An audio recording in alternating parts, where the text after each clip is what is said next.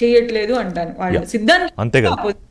ఇప్పుడు 70 కోట్ల మంది 60 కోట్ల మంది యువతకి సిజేపీ రిప్రజెంటేషన్ అనుకోవడం కూడా కరెక్ట్ కాదు. వినీష్ గారు, యా, ఇట్స్ యువర్ టర్న్.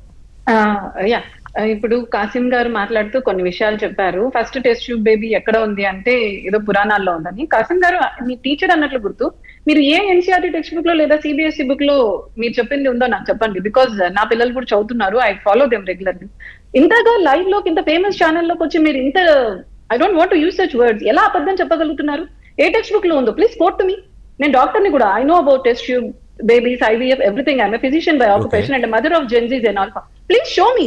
ఎక్కడ రాస్తుంది? ఏ టెక్స్ట్ బుక్ లో రాస్తుంది ఫస్ట్ టెస్ట్ ట్యూబ్ బేబీ పురాణాల్లో ఉందని? ప్లీజ్ ఆన్సర్ మీ. మీరు ఏది ఆన్సర్ చేయరు నాకు తెలుసు. ఇట్ డజంట్ ఆన్సర్ రిషి గారు, అబద్ధాలు ఇలా చెప్తారు వీళ్ళు. అండ్ సెకండ్ పాయింట్ ఇస్, ఒక్క నిమిషం, ఆయన మాట్లాడతానంటున్నారు. ఒకే ఒక్క అంశం, show me in the text book, show me in the text. తర్వాత ఆన్సర్ చేయమంటారు, ఎందుకంటే నేను చాలా క్వశ్చన్స్ అడిగాను, ఆన్సర్ చేయలేదు. అండ్ నెక్స్ట్ పాయింట్, మీరు నరేంద్ర మోడీ గారు ఆగస్టు 15న అక్కడ ఎర్రకోట నుంచి మాట్లాడారు అని చెప్పారు. చాలా మాట్లాడారు నరేంద్ర మోడీ గారు. ఫస్ట్ టైం ప్రధానమంత్రి అయినప్పుడు మహిళల గురించి మాట్లాడారు. పాప మహిళలకి తోడకపోవడానికి టాయిలెట్స్ కూడా లేవు అంటే అప్పుడు కూడా అందరు మాట్లాడారు, ఎవరన్నా ఎర్రకోట నుంచి మాట్లాడతారని. సార్, ఈ రోజు భారతదేశంలో 12 కోట్ల మంది మహిళలకు టాయిలెట్లు కట్టారు. అలాగే చాలా అనౌన్స్ చేశారు నరేంద్ర మోడీ గారు, హెల్త్ స్కీమ్ కావాలని. ఈ రోజు హెల్త్ స్కీమ్ అందరికీ వస్తోంది. మేడ్ ఇన్ ఇండియా కావాలి అన్నారు. ఈ రోజు మనం మేడ్ ఇన్ ఇండియాలో కూడా we're in good position, we're manufacturing so many things. అలాగే నిన్న మాట్లాడినప్పుడు కూడా మీరు చాలా మంచి పాయింట్స్ మిస్ అయినట్టున్నారండి. 1 crore స్టూడెంట్స్ కి ఉచితంగా ఆన్లైన్ కోచింగ్ స్టార్ట్ చేస్తాము, సప్త ప్రహార్, మనం 7 విషయాల్లో ముందుకు వెళ్ళాలని. మీకు ఇవేవి గుర్తురావో, గుర్తు చేయమనుకుంటా. అండ్ ఇంకొక మాట కూడా మాట్లాడారు, సమాజంలో చెడు ఉంటుంది, మంచి ఉంటుంది, యువత మన దేశాన్ని ముందుకు తీసుకెళ్లాలి, వీళ్ళను చెడుదారిలో తీసుకెళ్ళడానికి దిమాంగి నక్సల్స్ అని. ఆయన ఎవరిని అనలేదు, జస్ట్ ఒక్క మాట అని వదిలేస్తే ఇంత మీరు ఉలిక్కి పెడుతున్నారు.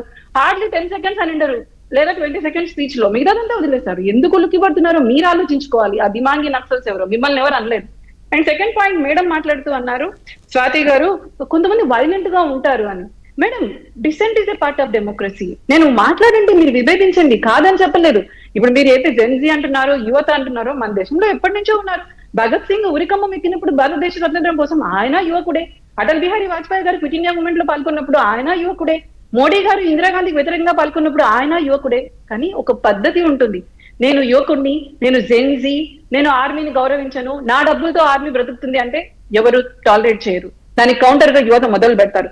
నేను జెన్జీ, నేను వ్యవస్థల్ని గౌరవించను, పార్లమెంట్ ని బంద్ చేసేస్తాను, ఇంకొక నేపాల్ చేస్తాను, నేను రోడ్ల మీదనే అన్ని నిర్ణయాలు తీసుకుంటాను అంటే అది కూడా ఎవరు సహించరు.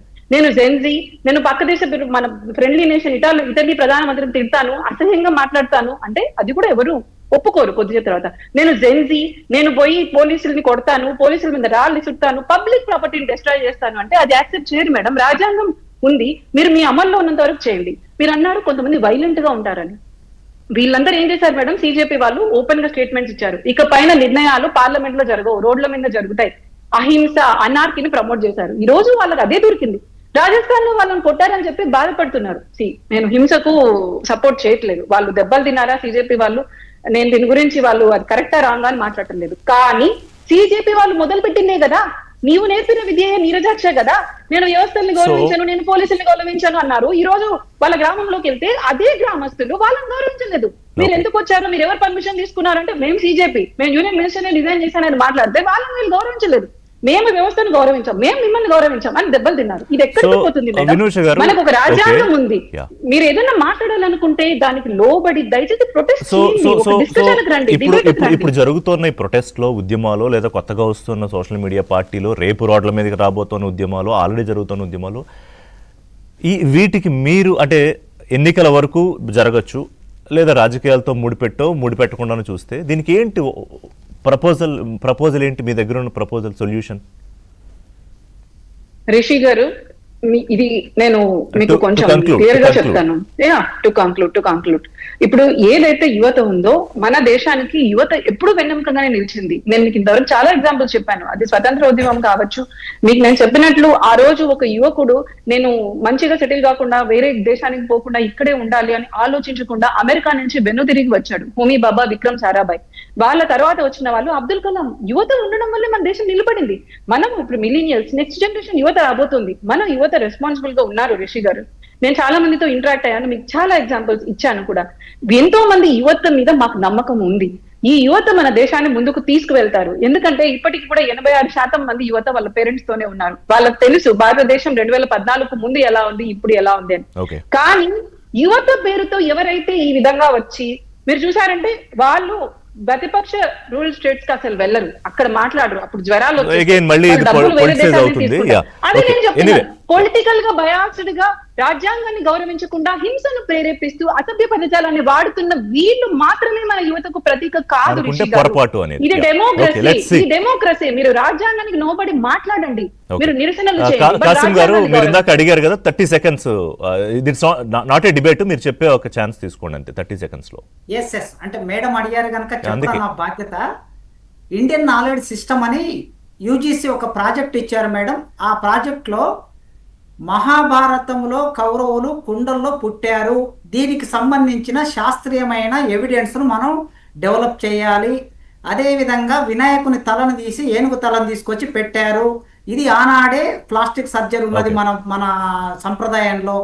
దీన్ని develop Please send me the document, sir. నిరూపించాలని మీరు నోట్ తో చెప్పేది నేను ఓకే, ఆ note తో డాక్యుమెంట్ చెప్పేది కావాలంటారు, sir. మీరు Please పంపించండి, send me నాకు the పంపిస్తే నేను document, వారికి or it is పంపిస్తాను. officially let's published in so the I mean textbook. అది ప్రధానమైన ఎవరో చర్చ ఏదో కాదు మాట్లాడతారు, కాబట్టి. గవర్నమెంట్ కి ఎందుకు అవుతుంది సార్? ఇది ఫ్రీడమ్ ఆఫ్ ఎక్స్ప్రెషన్. Okay, ఆ okay. ఫ్రీడమ్ ఆఫ్ ఎక్స్ప్రెషన్ ఉండొచ్చు. Yeah. Please send me proper anyway document which is మనం ఆథరైజ్డ్ బై ఎవరి ఒపీనియన్స్ వాళ్ళు షేర్ చేసుకున్నాము, హెల్తీగానే జరిగింది. సో ఇలాంటి డిబేట్లు ఇంకా చాలా జరగాలి. సో ఇందులో రాజకీయాలకి అనుకూలంగా వాళ్ళు ఉంటారా, లేదన్నా ఏదన్నా పార్టీకి అనుకూలంగా ఉంటారా, లేదా మొత్తం యూత్కి వాళ్ళు రిప్రజెంటేషనా కాదా, ఇవన్నీ కూడా రానున్న రోజుల్లో ఎలాగూ చూస్తాము. రాజకీయ పార్టీలు వాటికి సమాధానం చెప్పాల్సిన పరిస్థితి కూడా వస్తుంది. బట్ ఈ డిబేట్ ఇక్కడితో క్లోజ్ చేద్దాం. థ్యాంక్స్ వెరీ మచ్ స్వాతి గారు, వినూష గారు, కాసిం గారు. ఇది వాళ్ళ బ్రేక్ఫాస్ట్ అప్డేట్స్ కోసం